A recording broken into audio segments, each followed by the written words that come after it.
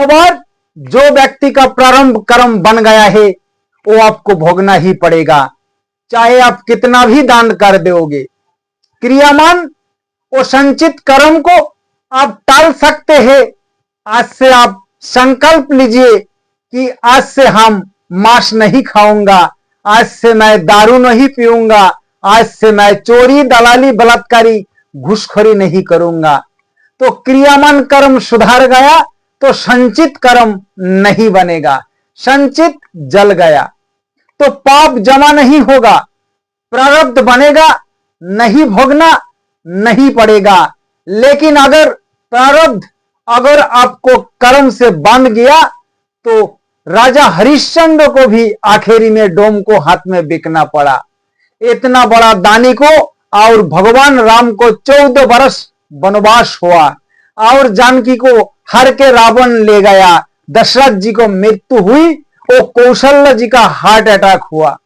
आज कोई बूढ़ा बूढ़ी किसी सरपंच को वहां जाते हैं और कहते हैं सरपंच साहब मेरा पूत पोता खाना नहीं देता है, गाली देता है, पंचायती कर दीजिए। मुखिया कहते हैं चल बुढ़िया यहां से, हमें राम कहानी सुनना नहीं चाहते हैं। राम कहानी मतलब दुख से भरी कहानी।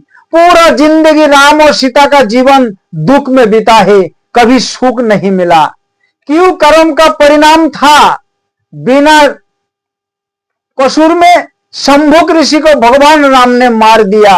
वो बिना कसूर में राजा दशरथ ने श्रवण कुमार को मार दिया। बिना कसूर को प्रारंभ बन के आ गया है। एक आदमी का जीवन में वो प्रारंभ बन के आ रहा है, प्रारब्ध बन के आ रहा है, लेकिन लोग करेगा पीठ को रोके और गाली पढ़ के अपना चुपचाप रह जाते हैं। फिर भी कर्म का ध्यान किसी का नहीं है। बंधुओं, रावण का कर्म, रावण का लंका को जला दिया।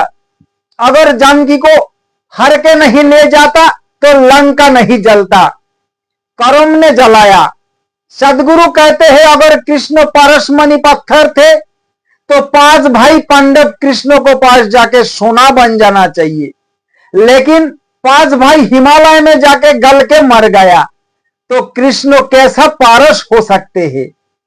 मनोवर, कृष्ण तो होनी को बना रहा है, पैदा कर रहा है। बकरा काट के, मुर्गी काट के खाने में बहुत मन लगता है। अपना बेटा काट के तो आप होनी तो बनाया था। बाप बेटा को काटने वाला कौन बनाया था? कृष्ण ने बनाया। भगवान को गाली देते हैं। डायन किसी को मंत्र से मार नहीं सकता। मारने का 8 साधन है मात्र। धरती, आकाश, हवा, पानी, आग, हाथ, दांत और बीमारी। धरती पर भूकंप आए तो इंसान मरेगा। आकाश में अग्निपिंड हो गाज गिरेगा तो आदमी मरेगा। हवा से पेड़ पौधा टूट के गिरेगा, उससे भी आदमी मरेगा। बाढ़ आए तो डूब के इंसान मरेगा। आग लगी हुई तो जल के मर जाएंगे। कोई विषैला जानवर काट खाए तो मर जाएंगे। कोई बीमारी में, कोई हाथ से पिस्तल, लाठी, भाला, बोमा पटका के मर जाएंगे और मंत्र से मर नहीं सकते हैं। मनोभाव, भूत कोई है कहां? अगर भूत है तो गाय, भैंस, बकरा, भेड़ा, 4 पैर वाला जानवर, अंडा, पिंडो, देहो, प्राण, ये सब भूत का नहीं है। 4 पैर वाला जानवर, वो माता लोग बच्चा देते हैं, पक्षी अंडा देती है, और भूत क्या देते हैं? अंडा क्या बच्चा? तो भूत जनी नहीं है। मान्यवर, न्यायपूर्ण कर्म कीजिए। बेटा दलाली, घूसखोरी मार रहा है, आप मस्ती कर रहा है, पर उसकी आमदनी का सजा क्या मिलेगा और उसको परिणाम कौन भोगेगा? मान्यवर, हर जगह से आपको क्षमा मिल सकते हैं, पर इस प्रकृति में क्षमा नाम की चीज नहीं है। जो जैसा करेगा उसको ऐसा परिणाम भोगना पड़ेगा। ये दुनिया में ये समान जमीन मकान नहीं है। सबका बेटा बेटी एक समान नहीं है। सबका गाय भैंस एक समान नहीं है। सबका अपना अपना कर्म अनुसार मिला है। दुनिया में कोई है मकान बनाने को जमीन नहीं है, कोई है 50 एकड़ जमीन ऐसा ही पड़े है। ये आपका कर्म का अनुसार। अभी तो आप देवी देवता पूजने में लगी है, लेकिन कर्म आप ठीक नहीं कर रहा है।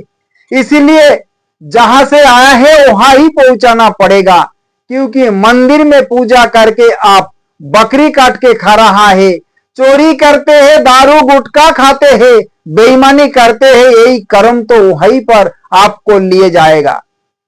कर्म वहीं ठेल के पहुंचा देगा। मनवर कर्म कीजिए, लेकिन कर्म कांड से बाचिए।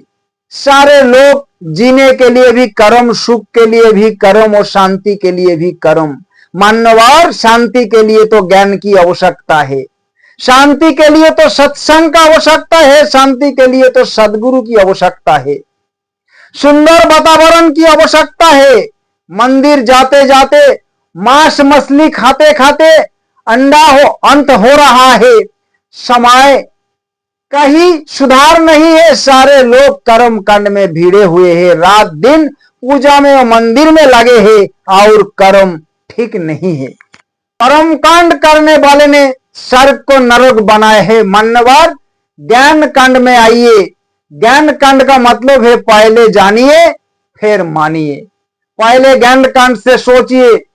आज आदमी गोबर और पत्थर की पूजा कर रहा है, अग्नि की, पानी की, आकाश धरती की पूजा चल रही है। ये चेतन जीव, ये चेतन जाड़ प्रकृति का पूजा कर रही है। प्रकृति में गुण है लेकिन ज्ञान नहीं है। ज्ञान होता है चेतन में। ये शरीर आपको जाड़ है, प्रकृति से बना हुआ, इसमें कोई ज्ञान नहीं है। ये ना आपने को जाना है ना दूसरा को जान रहा है, लेकिन ये चेतन है। संसार में दो ही चीज अमर है, ये दो ही सत्ता है, एक ही प्रकृति, एक प्रकृति और एक पुरुष, एक जड़ और एक चेतन।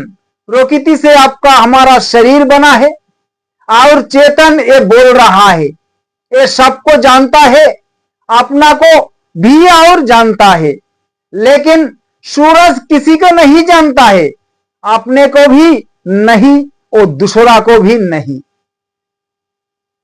दुर्भाग्य यह है कि ये चेतन जीव आज एक जाड़ प्रकृति को पूजा कर रही है सुख और शांति पाने के लिए।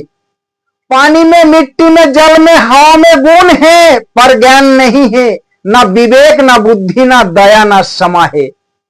जो पानी को, मिट्टी को, आकाश को, अग्नि को, हवा को पूजा किया है, उन्होंने एक दिन आपको नाती पोता बेटा पटक पटक कर मार देगा, फिर आप क्या करोगे?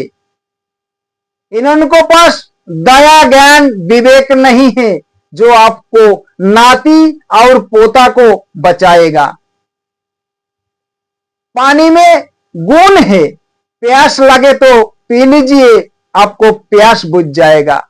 गर्मी लगे तो स्नान कर लीजिए, कपड़ा गंदा हो तो धो लीजिए, फसल सूख रही हो तो पानी दे दीजिए, पानी से बिजली तैयार कर लीजिए और हीटर, बल्ब और पंखा, एसी, कूलर चलाइए। ये पानी आपको बर्बाद करके छोड़ेगा एक दिन। आग में घी डालते हैं, वो भी एक दिन जला देगा। नाती पोता, रुपया, साड़ी, खटियान जला देगा। ये जाड़ जब अपना तांडव दिखाएगा तब आपको मिर्गी उतार देगा, तब आपको समझ में आ जाएगा।